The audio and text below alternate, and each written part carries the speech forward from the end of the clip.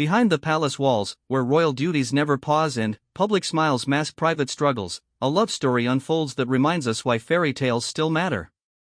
When the future Queen of England faced her most vulnerable moment, lying in a hospital bed with uncertainty clouding her recovery, the man who will one day rule showed the world what true devotion looks like.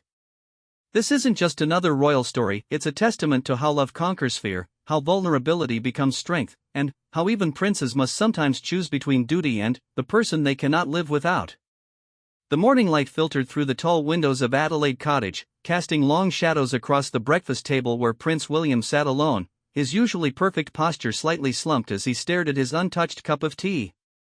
The steam had long since stopped rising, and the silence in the room felt heavier than the ancient stones that built Windsor Castle itself. It had been 3 weeks since Catherine had undergone her abdominal surgery, 3 weeks of careful statements from Kensington Palace about her planned procedure and successful operation, but behind those polished words lay a reality that only William truly understood. The children had already left for school, their morning chatter a welcome distraction from the worry that had become his constant companion. George, Charlotte, and Louis had adapted to their mother's absence with the resilience that children possess, but William caught the questioning looks in their eyes, the way they lingered at Catherine's empty chair during meals, the subtle changes in their bedtime routines when she wasn't there to read them stories.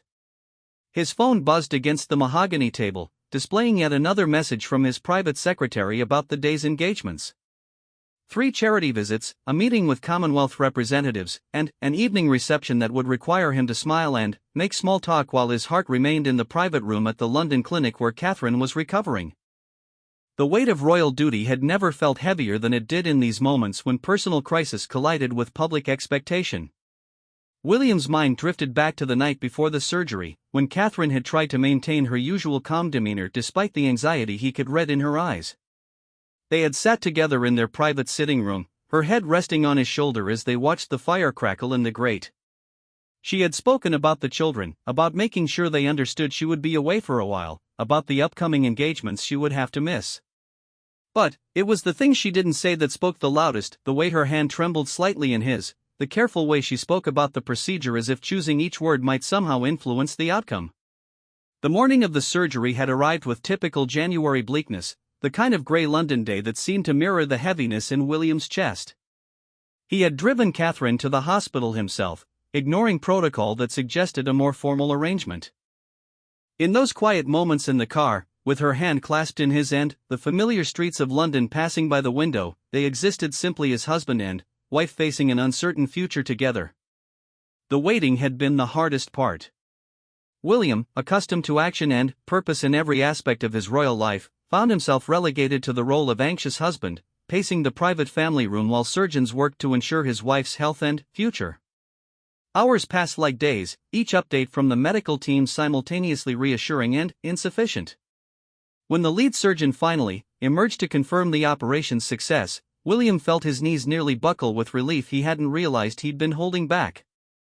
But success, he learned, was just the beginning of a different kind of challenge. Catherine's recovery would take months, not weeks. The vibrant woman who had stood beside him through countless royal engagements, who had transformed from a university student into one of the most beloved members of the royal family, now faced a long journey back to full health. The public would have to wait to see their princess again, and William would have to navigate the complex balance between his roles as devoted husband and future king. In the days that followed, William established a routine that defied royal convention. Each morning, after ensuring the children were settled for school, he would drive to the hospital, often arriving before visiting hours officially began. The staff, initially flustered by the presence of the future king in their corridors, soon grew accustomed to seeing him padding quietly through the halls in casual clothes, carrying books Catherine had requested or flowers from their garden at Anmer Hall. The private moments they shared during these visits revealed a side of William that the public rarely glimpsed. Gone was the formal prince who opened hospitals and attended state dinners with practiced ease. In Catherine's hospital room, he became simply a man caring for his wife, adjusting her pillows, helping her navigate the simple tasks that surgery had temporarily complicated, and providing the kind of emotional support that no royal protocol could adequately prepare him for. Catherine, even in her weakened state, worried about the burden her absence placed on him. She watched the news coverage of his solo appearances, noting the extra weight he carried in representing the family alone. During one visit, as afternoon sunlight streamed through the hospital room window, she expressed her concern about the upcoming Commonwealth Day service, an event they traditionally attended together as one of their most significant joint appearances of the year. William's response revealed the depth of his commitment to their partnership. Rather than dismissing her concerns or offering empty reassurances, he sat on the edge of her bed and spoke with the honesty that had characterized their relationship since their university days. He acknowledged the challenges, admitted his own fears about managing both his royal duties and his role as her primary support system, but made clear that his priority remained her complete recovery, regardless of the public or institutional pressures they faced. The conversation marked a turning point in William's approach to balancing his dual responsibilities. Instead of trying to maintain the illusion that everything remained normal, he began to openly acknowledge Catherine's absence and the impact it had on their shared work. His staff noticed a change in his demeanor during this period, a quiet intensity that spoke to his deep concern for his wife while simultaneously revealing his growth as a leader capable of shouldering increased responsibility when circumstances demanded it. As the weeks progressed, William's hospital visits became the highlight of both their days. Catherine, gradually regaining her strength, looked forward to his arrival each afternoon, while William found that these quiet hours away from royal duties provided necessary respite from the constant demands of public life.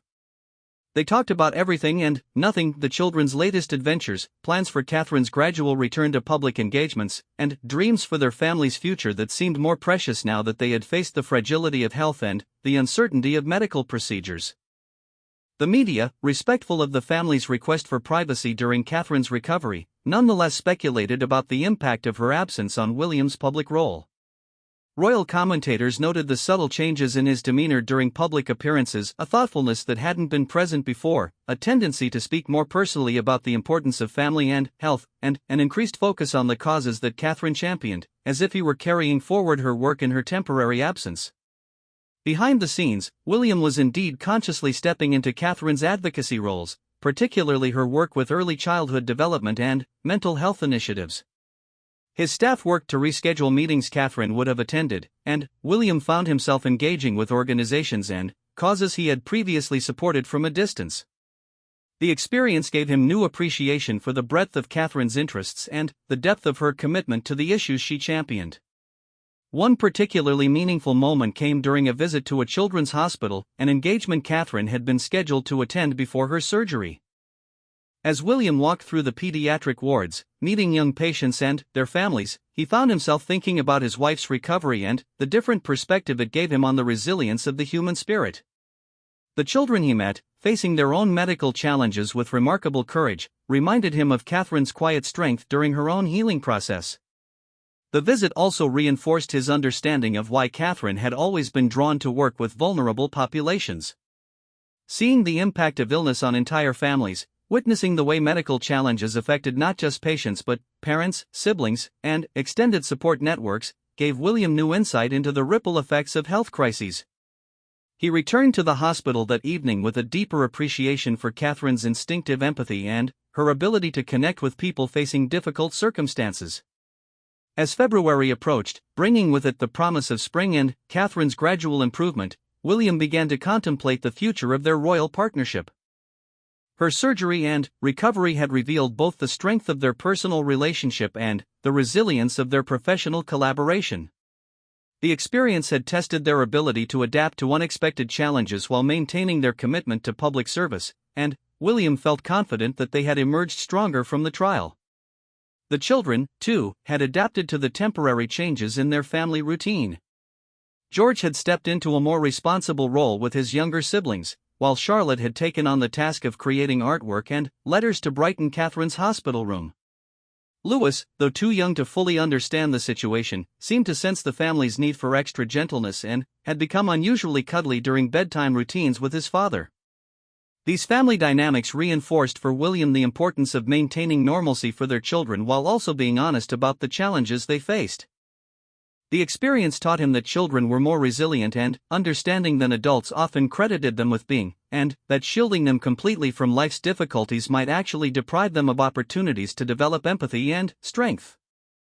As the first part of this journey drew to a close, William found himself changed by the experience of caring for Catherine during her recovery. The man who had married his university sweetheart in a fairy tale wedding watched by millions had evolved into someone with a deeper understanding of commitment, vulnerability, and the true meaning of partnership. The coming weeks would test this newfound wisdom as Catherine prepared to transition from patient to gradual participant in royal life once again, and as William prepared to share the burdens he had carried alone during the most challenging period of their married life. The turning point came on a Tuesday afternoon in late February, when William arrived at the hospital to find Catherine sitting up in the chair beside her bed, dressed in her own clothes for the first time in weeks. The sight of her in the pale blue sweater he had brought from home, her hair brushed and a hint of color returned to her cheeks, nearly overwhelmed him. But it was her smile, genuine and bright in a way he hadn't seen since before the surgery, that told him she was truly beginning to heal.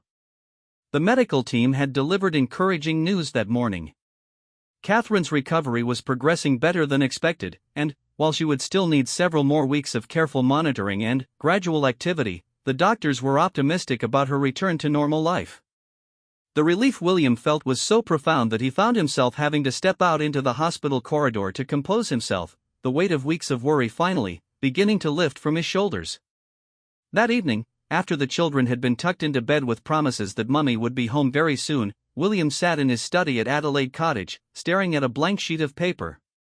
His private secretary had been pressing him about his upcoming speech at the annual BAFTA Awards ceremony, an event where he served as president and where Catherine traditionally accompanied him on the red carpet.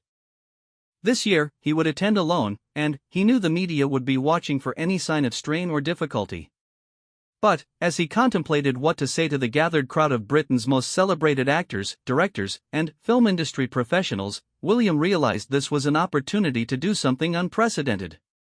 Instead of delivering the expected formal remarks about the year's outstanding achievements in film and television, he could use this platform to honor the person who meant most to him, to acknowledge publicly the private struggles their family had faced, and to thank the British people for their patience and support during Catherine's recovery. The idea both terrified and inspired him. Royal protocols strongly discouraged such personal revelations, and his advisors would undoubtedly counsel against departing from prepared remarks that had been carefully vetted for appropriate tone and content. But William had learned something during these weeks of hospital visits and solo parenting, something about the power of authentic human connection that transcended the careful boundaries typically maintained between the royal family and the public. He began writing, his pen moving across the paper as words flowed from a place deeper than duty or protocol. He wrote about love that endures through uncertainty, about the strength found in vulnerability, about the way ordinary moments become precious when viewed through the lens of potential loss. He wrote about Catherine's grace under pressure, her concern for others even while facing her own challenges, and the quiet heroism of medical professionals who dedicate their lives to healing. As the night wore on, William found himself crafting not just a speech, but a love letter to his wife that he intended to share with the world. The words came from his heart, unfiltered by the usual considerations of royal propriety or public image management. He wrote about the way Catherine had transformed not only his life but the very nature of what it meant to be a modern royal, how she had brought warmth and authenticity to an institution sometimes criticized for being out of touch with ordinary people's experiences. The next morning, William's private secretary arrived at Adelaide Cottage to find the prince sitting at the breakfast table, the handwritten pages of his speech spread before him alongside his untouched morning coffee. The expression on William's face, determined yet vulnerable, immediately signaled that this would not be a routine review of prepared remarks. As William read aloud the tribute he had crafted, his secretary's initial concern about protocol gave way to recognition that this was exactly the kind of authentic communication that could strengthen, rather than compromise, the monarchy's connection with the people it served. The decision to proceed with the personal tribute was not made lightly. William consulted with his father, King Charles, who had himself shown increased openness about personal struggles since ascending to the throne. The king's response surprised William with its immediate support. Charles understood, perhaps better than anyone, the delicate balance between public duty and private emotion, and he recognized that William's instinct to speak from the heart could represent a powerful evolution in royal communication. The days leading up to the BAFTA ceremony were filled with unusual anticipation. Word had somehow leaked that William's speech would depart from traditional format, though the specific content remained closely guarded.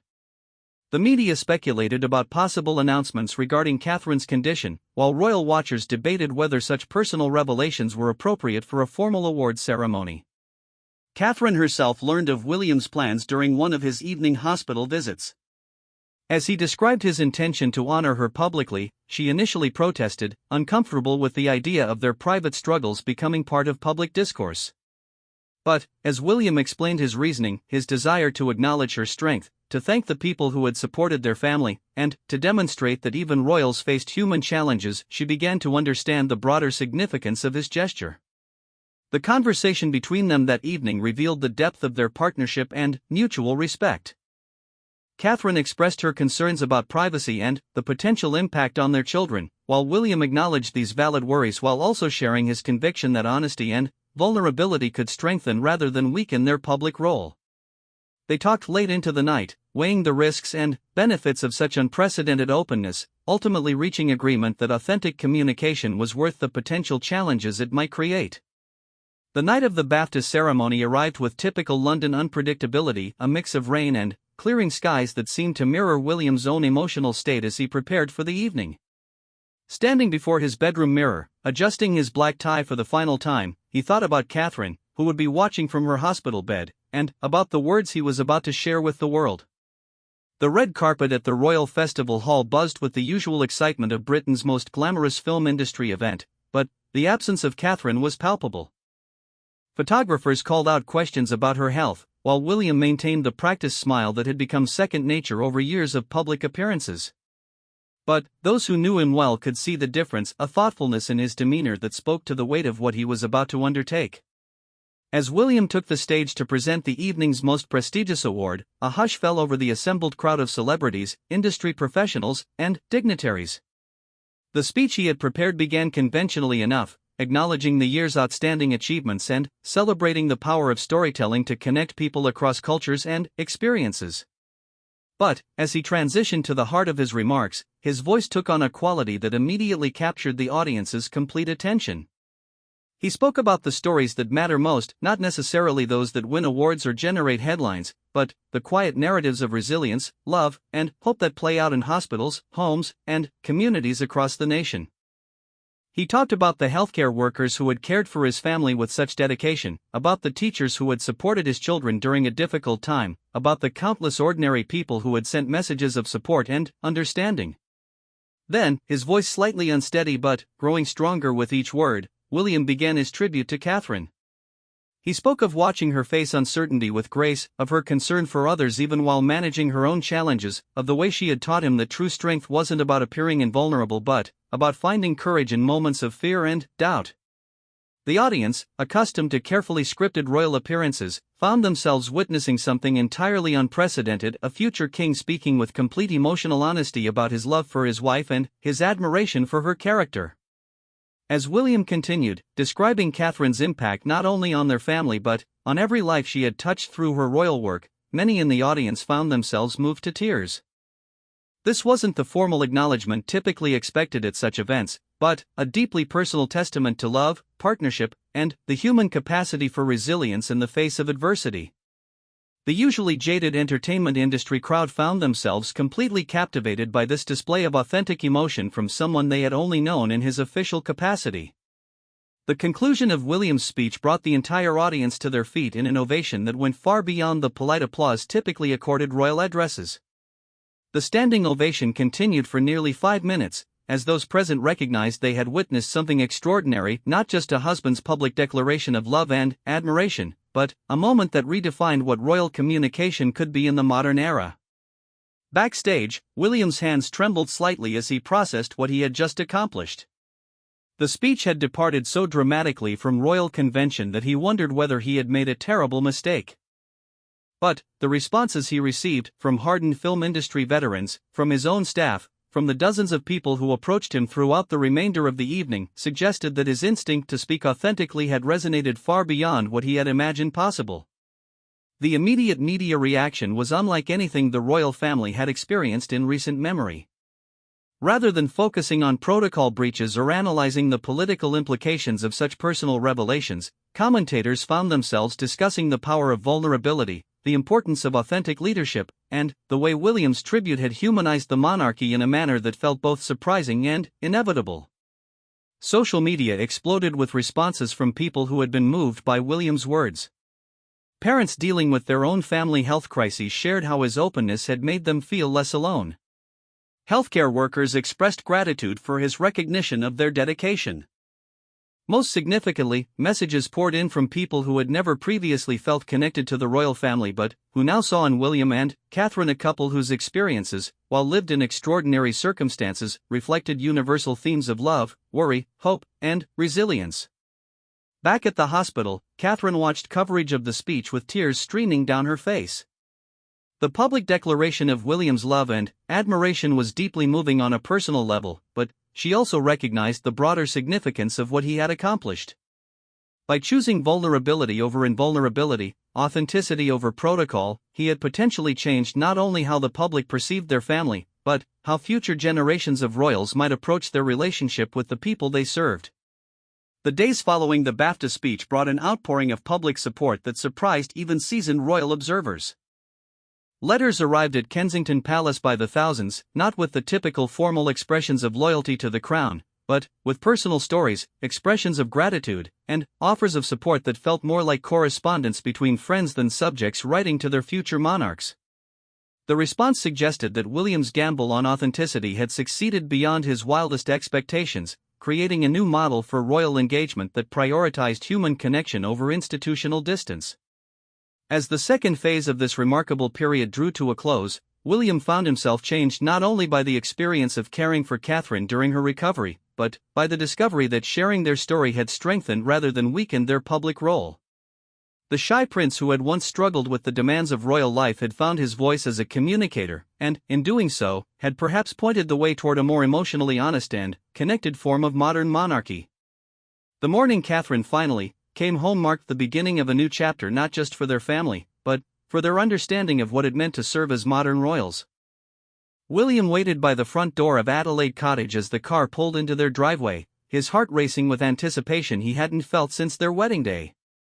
But, this time, instead of nervous excitement about beginning their life together, he felt the profound relief of knowing that life would continue, that the woman who had become his anchor would be there to share whatever challenges and joys lay ahead. Catherine emerged from the car moving carefully but under her own power, and the smile she gave him was radiant with the knowledge that she was finally returning to the life they had built together. George, Charlotte, and Louis had been waiting by the windows, and their excited cries of "Mummy's home" echoed through the cottage as they rushed to greet her. The reunion was tender and careful, with gentle hugs and excited chatter about everything the children wanted to show her, all the drawings they had made, all the stories they had saved up to tell. That first week at home was a delicate balance of celebration and continued recovery. Catherine needed to rebuild her strength gradually, and William found himself naturally falling into the role of protector and facilitator, anticipating her needs and ensuring she didn't overexert herself in her eagerness to resume normal family life. The children, initially so excited to have their mother back, quickly adapted to the new rhythm that prioritized her healing while maintaining the warmth and connection that made their house a home. The response to William's BAFTA speech continued to reverberate through British society and beyond. Letters from around the world filled multiple rooms at Kensington Palace, as people shared their own stories of illness, recovery, and the power of supportive partnerships. Catherine read many of these letters during her quieter moments, often moved to tears by the generosity of spirit and the intimate details people chose to share with complete strangers who happened to be members of the royal family. One letter particularly touched them both. It came from an elderly woman in Yorkshire whose husband had recently undergone major surgery similar to Catherine's. She wrote about watching William's speech with her husband from his hospital bed, about how his words had given them both hope during their darkest moments, and about how seeing a prince speak so openly about fear and love had made their own struggles feel less isolated and more shared. The letter concluded with a simple thank you for showing that everyone, regardless of their position in life, faced similar challenges when it came to health, family, and the fundamental human experiences that connected all people. As Catherine's strength returned, so did requests for her public appearances. Her absence from royal duties had been keenly felt, particularly by the organizations she championed and the causes she had made her own. But both she and William had learned important lessons during her recovery about the value of prioritizing health and family alongside public service. When they began planning her gradual return to royal duties, they did so with a new understanding of balance and sustainability that would serve them well in the years ahead. The first public appearance they made together following her surgery was carefully chosen for its personal significance. They visited the children's ward at the London Clinic, the same hospital where Catherine had received her treatment. The visit served multiple purposes. It allowed them to thank the medical staff who had provided such excellent care, it demonstrated Catherine's recovery to the public in a natural and meaningful way, and it reinforced their commitment to healthcare causes that had taken on even deeper personal meaning. During the hospital visit, Catherine's interaction with young patients revealed how her own experience as a patient had deepened her empathy and understanding. She spoke with children and their parents with a new level of comprehension about the fear, hope, and resilience that characterized the patient experience. Her conversations were more intimate and knowing than they might have been before her surgery, and both the families they met and the medical staff they encountered recognized this enhanced authenticity in her engagement. William watched his wife during this visit with a mixture of pride and protectiveness. He could see how the experience energized her, how being able to use her platform to bring comfort and attention to worthy causes fulfilled something essential in her character. But he also remained alert to signs of fatigue or strain, ready to gracefully conclude the visit if her recovery required it. This balance between supporting her desire to serve and protecting her ongoing healing process became a defining characteristic of their approach to royal duties going forward. The weeks that followed saw Catherine's gradual but steady return to public life. Each appearance was carefully planned to align with her interests and energy levels, and William remained a constant supportive presence, often adjusting his own schedule to ensure they could travel together or to be available if she needed to modify her commitments. Their staff noticed a new dynamic in their working relationship, a deeper collaboration that reflected not only their personal bond but their shared understanding of how to sustain a life of service while maintaining personal well-being. One of the most meaningful events of this period was Catherine's first major speech following her recovery. She chose to address a conference on maternal and infant mental health, a cause close to her heart that had taken on additional significance given her own recent experience with vulnerability and the importance of emotional support during challenging times. The speech she delivered was notable not only for its content but for the personal authenticity that her experience had brought to her public speaking. Catherine spoke about the importance of asking for help, about the strength required to accept vulnerability, and about the ways that personal challenges could deepen rather than diminish one's capacity for service to others. Her words resonated far beyond the conference audience, as excerpts from the speech were shared widely on social media and quoted in publications around the world. People recognized in her message a wisdom that came from lived experience rather than theoretical understanding, and this authenticity strengthened her credibility as an advocate for mental health and family well-being. The spring months brought a series of joint appearances that showcased not only Catherine's return to full health but the evolved partnership she and William had developed during their trial by fire. Their interactions during public events revealed a deeper level of mutual support and understanding, a seamless collaboration that spoke to their growth both as individuals and as a team. Royal observers noted the way they anticipated each other's needs during engagements, the wordless communication that allowed them to support each other in challenging moments, and the genuine warmth of their connection that had only been strengthened by their recent challenges. One particularly moving moment came during a visit to a hospice, where they met families dealing with terminal illnesses. Catherine's ability to connect with people facing their own health crises had been enhanced by her recent experience as a patient, while William's new understanding of the caregiver's role allowed him to provide meaningful support to family members struggling to support their loved ones. Together, they offered a form of comfort and understanding that neither could have provided alone, and their visit left a lasting impact on both the families they met and the staff who witnessed their interactions.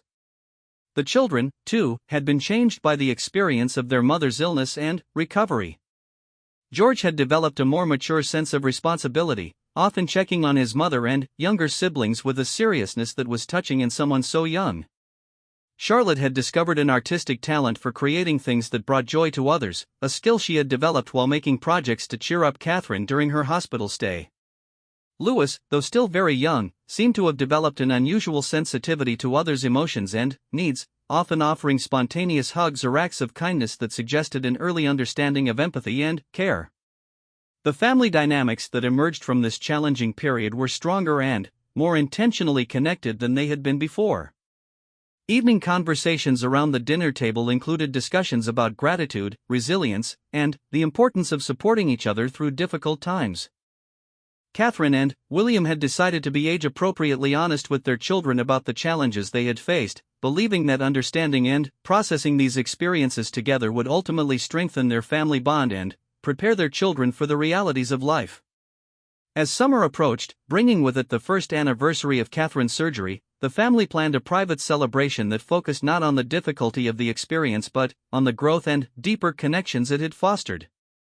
They chose to mark the occasion with a quiet family day at Anmerhall, their country retreat, where they could reflect on their journey and look forward to the future with renewed appreciation for their health, their love, and their shared purpose. The transformation in their public role had been as significant as their personal growth. William's willingness to speak authentically about vulnerability and love had opened new possibilities for royal communication, while Catherine's return to duty with enhanced empathy and understanding had deepened her impact as an advocate for causes close to her heart. Together, they had demonstrated that the monarchy could evolve to reflect contemporary values of emotional honesty, mutual support, and genuine connection with the people they served. The final major event of this transformative period was their appearance at the annual Trooping the Colours ceremony, the official celebration of the monarch's birthday and one of the most formal and traditional royal occasions of the year. Catherine's presence on the balcony of Buckingham Palace, radiant with health and surrounded by her family, provided a powerful image of recovery and resilience that resonated far beyond the ceremonial significance of the event itself. As they stood together on the balcony, watching the flyover of Royal Air Force aircraft while the crowds below cheered their approval, William reflected on the journey they had traveled together. The shy university student who had captured his heart had become a woman of remarkable strength and grace, while he had evolved from a reluctant future king into someone who understood that true leadership required not just duty and protocol, but the courage to be vulnerable, authentic, and genuinely connected to the people he would one day serve as monarch. The months of Catherine's illness and recovery had tested their marriage, their family, and their public role in ways they could never have anticipated. But, rather than weakening these foundations, the experience had strengthened them, creating deeper bonds of love and understanding that would serve them well in the decades of service that lay ahead. They had learned that true partnership meant sharing not only joys and successes but also fears and challenges, and that their willingness to do so publicly had created new possibilities for meaningful connection between the royal family and the British people. As the ceremony concluded and the family returned to the private quarters of Buckingham Palace, Catherine took William's hand and squeezed it gently, a simple gesture that conveyed everything they had learned about love, resilience, and the power of facing life's challenges together.